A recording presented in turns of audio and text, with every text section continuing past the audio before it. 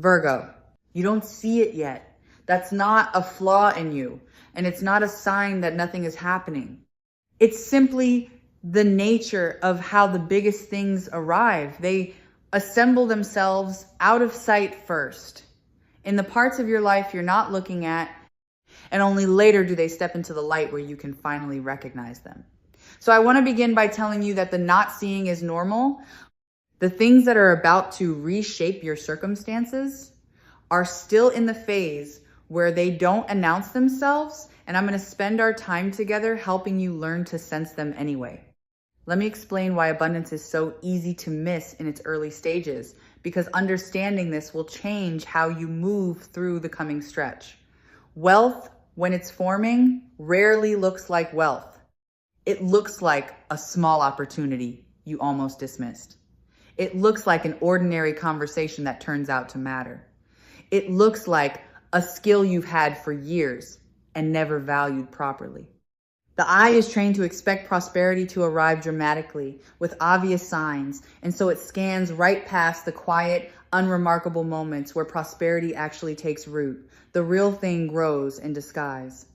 Consider the seeds you've already planted, most of which you've forgotten about. Every effort you made that didn't seem to pay off, every bit of care you put into your work, every time you showed up when it would have been easier not to, none of that vanished. It went into the ground. And things planted in the ground don't sprout on the timeline our impatience demands. They sprout when the conditions are right, often long after we've stopped watching for them. What I sense is that a whole field of your old efforts is quietly reaching the stage where it breaks the surface, and you're about to be surprised by a harvest you didn't remember sowing. There's a door that has been opening slowly, so slowly that from where you stand, it still looks closed, but it isn't.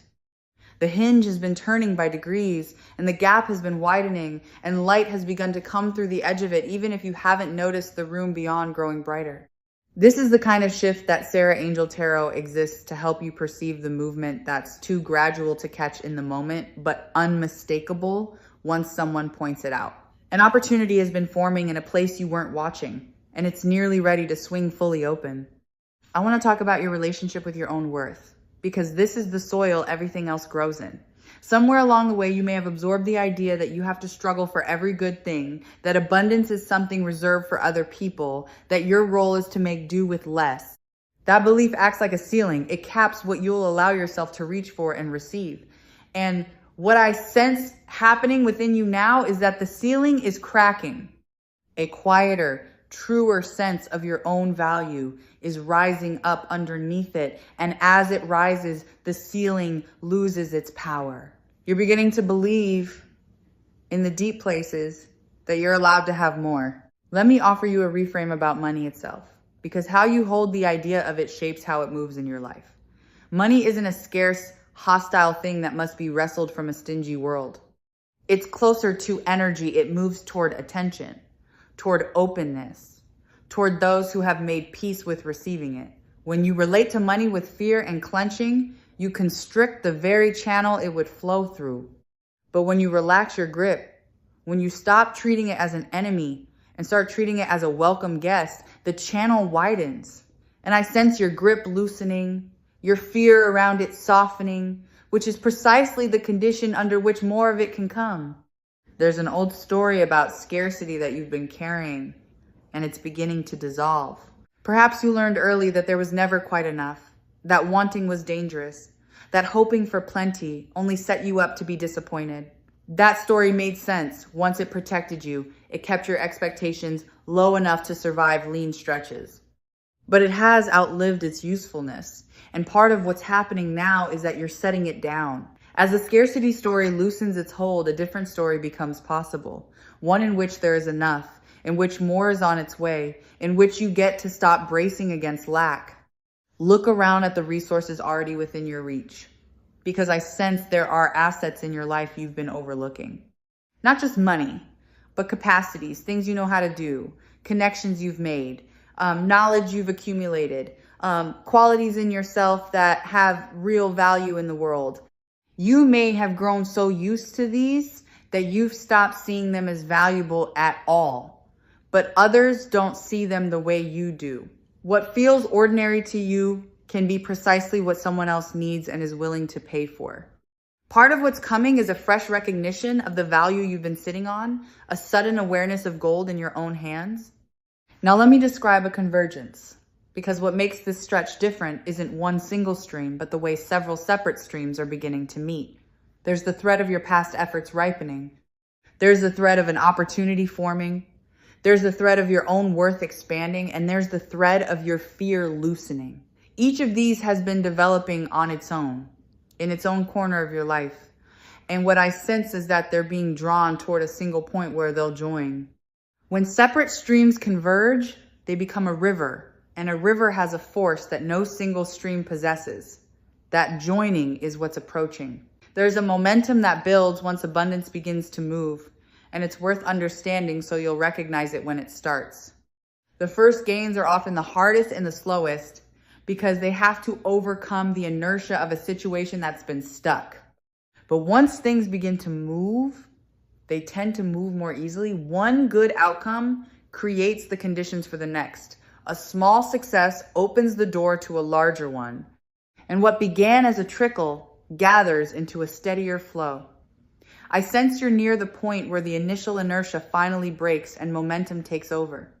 Past that point, you'll find you have to push far less than you're used to because the thing has begun to roll under its own weight. Here's something crucial about readiness, because abundance requires a container able to hold it. It isn't enough for good things to arrive. You have to be capable of receiving them without immediately letting them slip through your fingers. And part of what's been happening in you, quietly, is an expansion of your capacity to receive. You're becoming someone who can accept good fortune without collapsing under guilt about deserving it, without self-sabotaging it away, without insisting there must be a catch. That growing capacity is invisible from the outside, but it's the difference between abundance that arrives and leaves and abundance that arrives and stays. I sense that some of what's coming will arrive through an unexpected channel, and I want you to keep your peripheral vision open.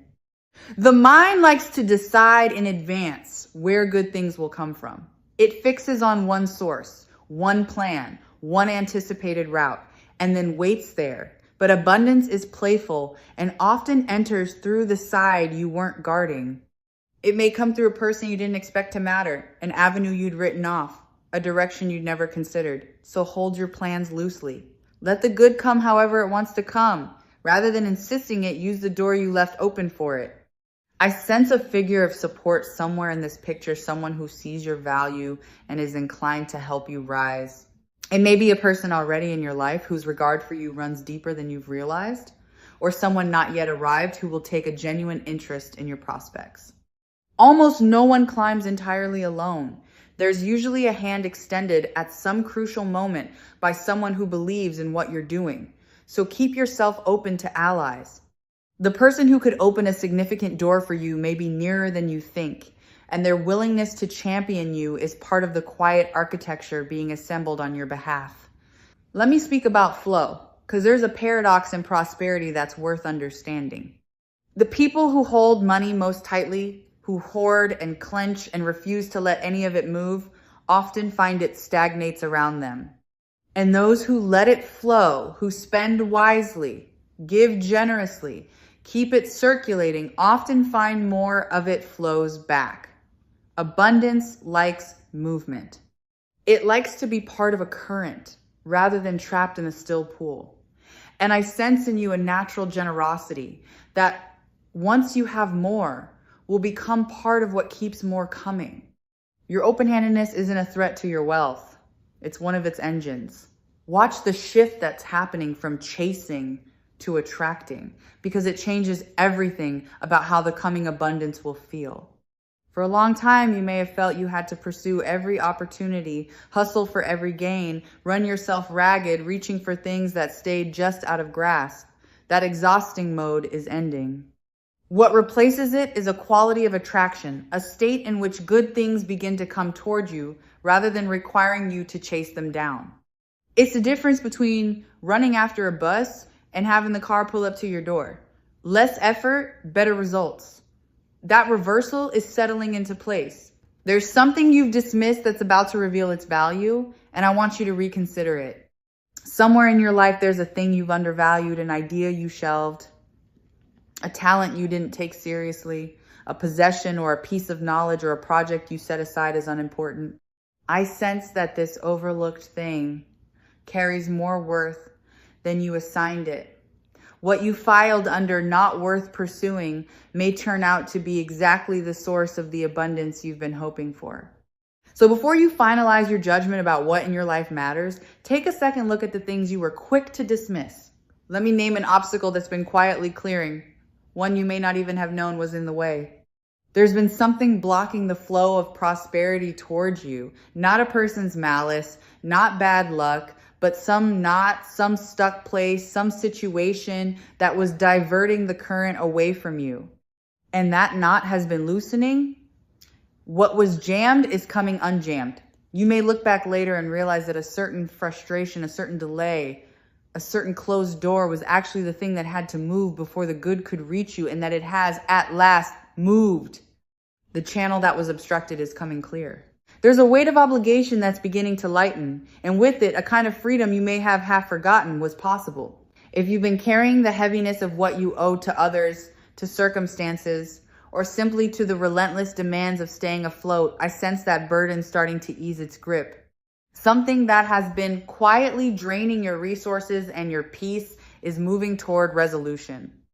The lightness that follows the lifting of a long-carried financial weight is hard to describe until you feel it for yourself.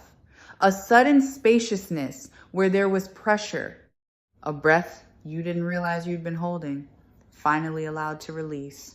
You may begin to notice others recognizing your value, and this outer reflection matters more than you think. When your own sense of worth rises, the world tends to mirror it back. People start treating you as more valuable, offering you more, seeing in you what you've begun to see in yourself. This isn't magic.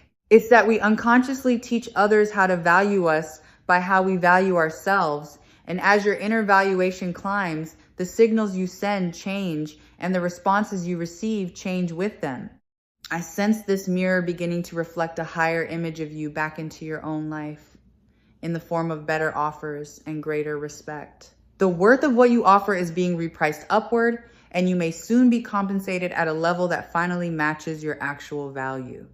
For a long stretch, you may have been undervalued, giving more than you received, accepting terms that were set during leaner and less confident days, quietly settling for less than your contribution deserved. That era of underpricing yourself is drawing to an end. As your own sense of worth rises and the world's recognition rises with it, the exchange rate on your time and your effort improves. The same work that once brought little begins to bring more, not because you're doing more of it, but because you're finally being valued rightly for what it's worth. I sense the possibility of more than one source of abundance opening, rather than everything continuing to depend on a single channel. There's a particular kind of security that arrives when your prosperity is no longer balanced on one narrow point, when opportunity flows from several directions at once, so that no single disappointment can undo you. And I sense your sources beginning to multiply. A second stream forming alongside the first, perhaps a third taking shape quietly behind it. This widening of where your good comes from is one of the truest marks of a real shift, because it turns a fragile arrangement into a resilient one, a single thread into a woven cloth that can hold real weight. Here's a tender surprise about the shape the abundance will take. It may look different from what you pictured, and better. We tend to imagine prosperity in the specific forms we've fixated on: a particular amount, a particular source, a particular kind of win. But the universe often has a more generous imagination than we do. What arrives may not match your mental picture exactly, and in your first moment of surprise, you might almost miss it because it came in an unfamiliar shape. Don't let the unexpected form fool you about the value. Sometimes the gift is better than the one you asked for, precisely because it isn't the one you knew to ask for. Let me reassure you about the foundation beneath what's coming, because I don't want you to fear it's a fluke. What I sense forming has roots. It isn't a lucky lightning strike that flashes once and vanishes, leaving you back where you started.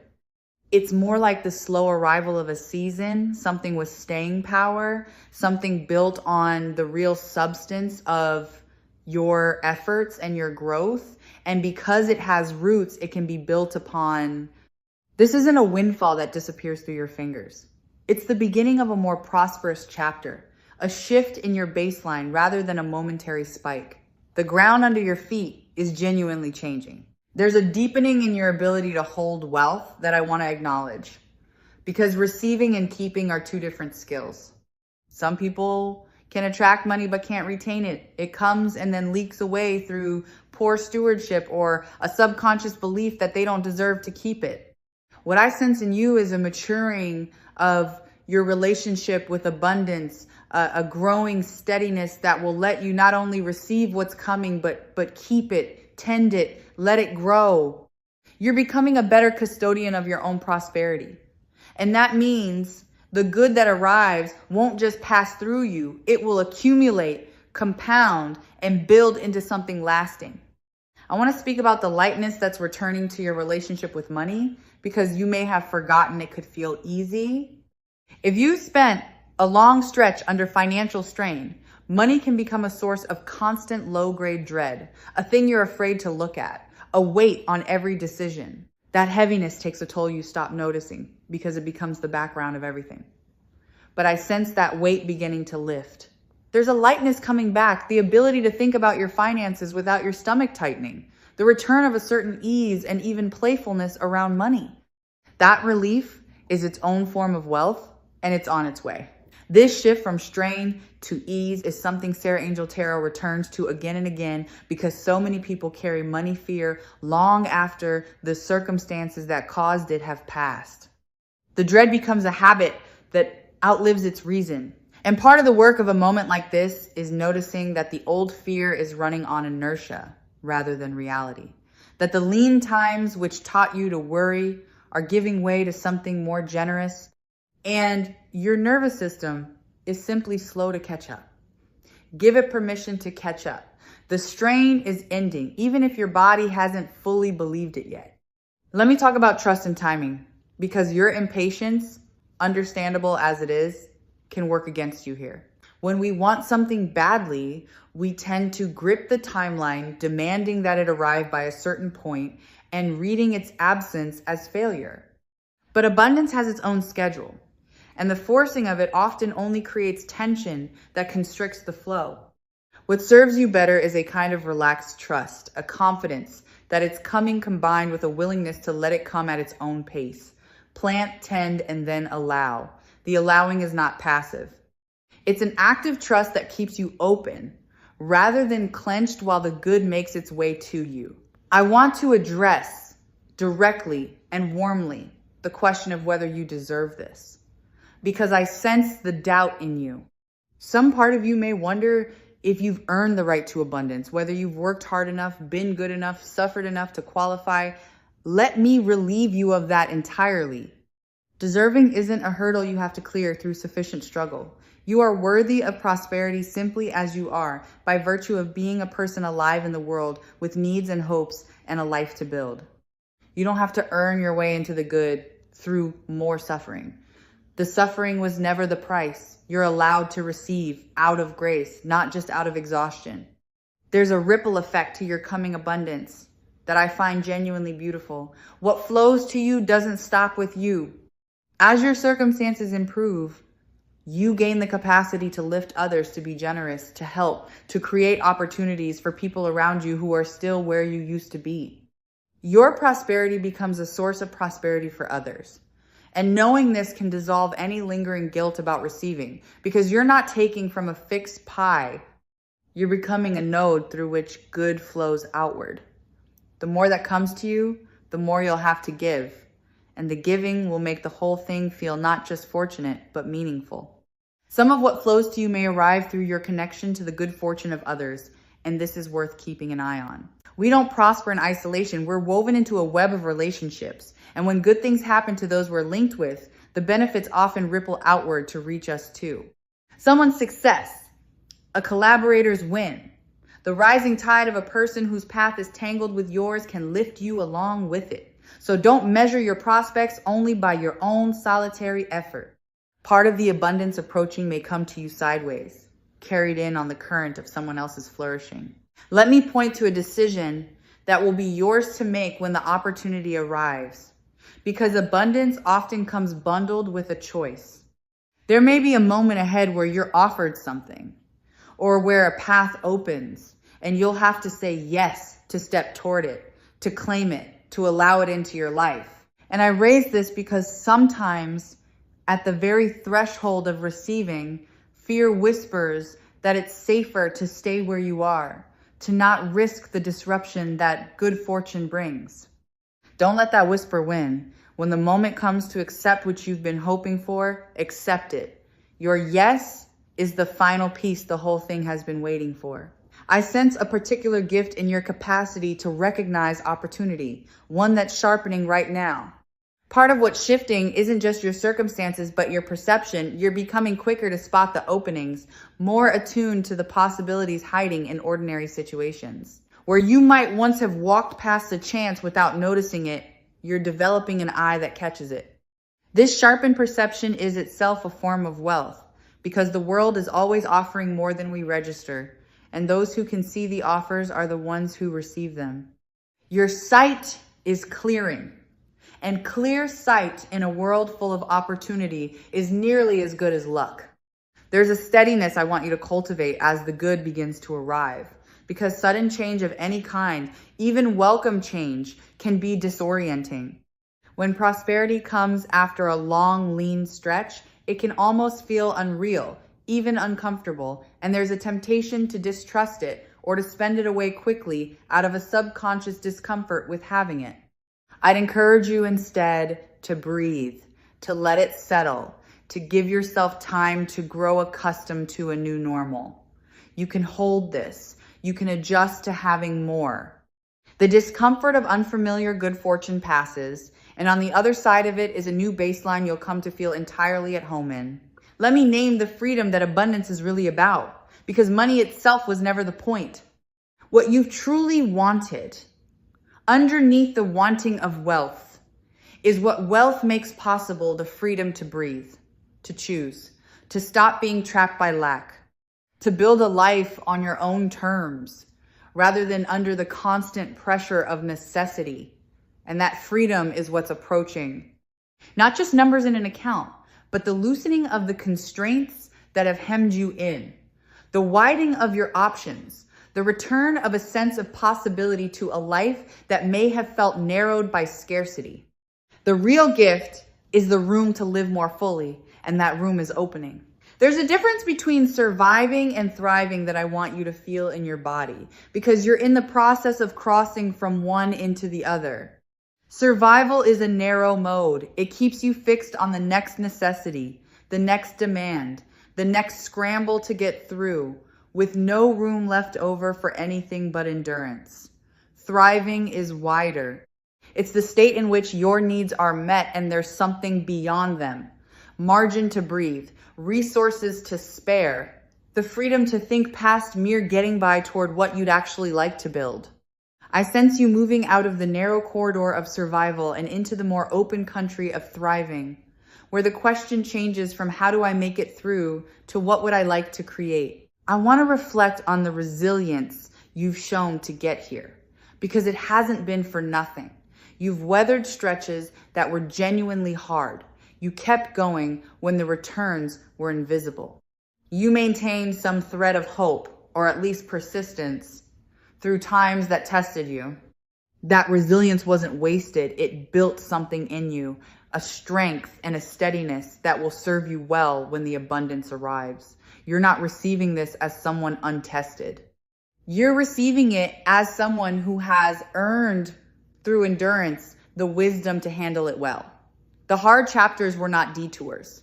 They were preparation. I sense a delayed recognition making its way toward you, a reward for something you did well that wasn't properly acknowledged at the time. Our best work isn't always rewarded in the moment. It gets overlooked, undervalued, or simply outpaced by circumstances that had nothing to do with its quality, But value has a way of being recognized eventually, and I sense that some contribution of yours, some effort or quality that once went unrewarded, is about to receive its due at last. What you gave that seemed to pass unnoticed was noticed after all, and the acknowledgement along with the abundance that tends to travel with it is finally catching up to what you earned. There's a quality of unexpectedness I want to prepare you for, a sense in which the good may arrive faster than the logical mind can explain. Abundance doesn't always follow the neat, gradual path of cause and effect. Sometimes it leaps, arriving in a way that seems to skip several expected steps, showing up before you'd calculated it could. When this happens, the analytical part of you may struggle to trust it precisely because it can't trace the mechanism. Let yourself trust it anyway. Not everything good has to be explainable to be real. Some of what's coming will arrive by routes too complex to map, and its unexplainability doesn't make it any less yours. Let me touch on the confidence that's growing in you, because it's a quiet engine of everything else. As you begin to sense that your circumstances are shifting, a different posture settles into you. You stand a little taller, ask for a little more, believe a little more firmly in your own prospects. And that confidence is self-reinforcing because the world responds to it, offering more to those who carry themselves as though they expect good things. I sense this upward spiral beginning, confidence drawing, opportunity feeding, confidence, the whole thing lifting you higher than either could alone. You're stepping into a version of yourself that assumes abundance rather than bracing against lack. I want to speak to the patience your situation may still require, and to frame it rightly. You may not be at the moment of full arrival yet. You may be in the stretch just before where the signs are gathering, but the thing itself hasn't landed. This in between can be the hardest part because you can sense that something's coming without being able to hold it yet. But this stretch is not empty waiting. It's the final assembly, the last positioning of pieces before they lock into place. Trust the in-between. It's not a sign that nothing's happening. It's the pregnant pause right before the good becomes visible and real. There's a permission I want to extend to you because I sense you've been withholding it from yourself. Permission to want more without shame. Somewhere you may have learned that wanting abundance is greedy, that being content with little is more virtuous, that desiring wealth makes you somehow lesser. But there's nothing shameful about wanting a life of ease and possibility. Wanting more resources so you can live more freely and give more generously is not greed. It's a natural and healthy reaching toward fullness. Give yourself permission to want it openly. The wanting, freed from shame, becomes a clean and powerful magnet rather than a guilty secret you half suppress. There's a power in asking that you may be about to discover, because a great deal of abundance goes unclaimed for no reason other than that it was never requested. People leave money and opportunity on the table, not from any lack of worth, but from a reluctance to ask, to name their price, to request what they're owed, to say plainly what they want and let it be heard. I sense you growing more willing to ask, more comfortable stating your value out loud without apology. And this alone can unlock resources that were always available, but never activated. The request you've been rehearsing without quite making may turn out to be the very key that opens the next door. Let me describe how you'll know the shift is truly underway, because there are signs you can watch for. It often begins with small confirmations, an unexpected bit of good fortune, a sum that arrives from an unforeseen place, an opportunity that materializes, a door that opens a crack. These small signs are the leading edge of the larger shift, the first drops before the rain. So when they come, don't dismiss them as coincidence or too minor to matter. Notice them, welcome them. Let them build your faith that the bigger abundance is real and on its way. The small confirmations are how the invisible starts becoming visible. I sense that your generosity of spirit, even in lean times, has been quietly building goodwill that's about to return to you. The ways you helped others when you had little, the kindness you extended without expecting repayment, the times you gave from a place of scarcity rather than surplus. These acts created a kind of credit in the deeper economy of things. And I sense that credit coming back around, arriving as support, as opportunity, as unexpected help from directions you'd forgotten you'd sown into. What you gave when it was hard to give is returning to you now, often multiplied, often through people and channels you wouldn't have predicted. Let me offer you a quiet practice that amplifies everything approaching. Gratitude for what is already good. It can sound too simple to matter, but appreciation works like a multiplier on abundance. When you turn your attention to what you already have, the small sufficiencies, the unremarked comforts, the ordinary blessings you stop noticing, you shift into the very state that draws more towards you. Complaint keeps you fixed on absence. Gratitude tunes you to presence and plenty. I'm not asking you to pretend the hard things aren't hard. I'm suggesting that noticing the good you already hold is one of the surest ways to open the door for more of it to arrive. There's a clarity about your own direction that's emerging alongside the abundance, and the two are connected. As the fog of financial stress begins to lift, you gain the mental space to think clearly about what you actually want to build, where you want to direct your energy, what kind of prosperity would truly satisfy you. Scarcity clouds the mind, keeps it focused on immediate survival, crowds out the bigger vision. But as that pressure eases, a clearer sense of purpose can surface. You're not just about to have more resources, you're about to have the clarity to use them well, to point them towards something that genuinely matters to you. Let me reassure the part of you that fears this good fortune could somehow be taken away, because that fear can poison the enjoyment of good things. If you've been burned before, if abundance has come and gone in your past, you may hold any new prosperity with a nervous, watchful grip, waiting for it to vanish. I want to gently loosen that grip. What's forming now has a different quality, steadier, more rooted, more the result of genuine growth than of chance. You can allow yourself to trust it. Living in constant fear of loss is its own kind of poverty, and you're being invited out of it into a security you can actually rest in. A cushion is forming beneath you, and the security it brings is one of the sweetest fruits of abundance. There's a particular peace that comes from having something in reserve, from knowing an unexpected expense won't capsize you, that there's a little set aside, that the ground under your feet is no longer stretched so thin. This is different from the thrill of a sudden gain. It's quieter and it goes deeper. The steady peace of stability rather than the spike of a windfall.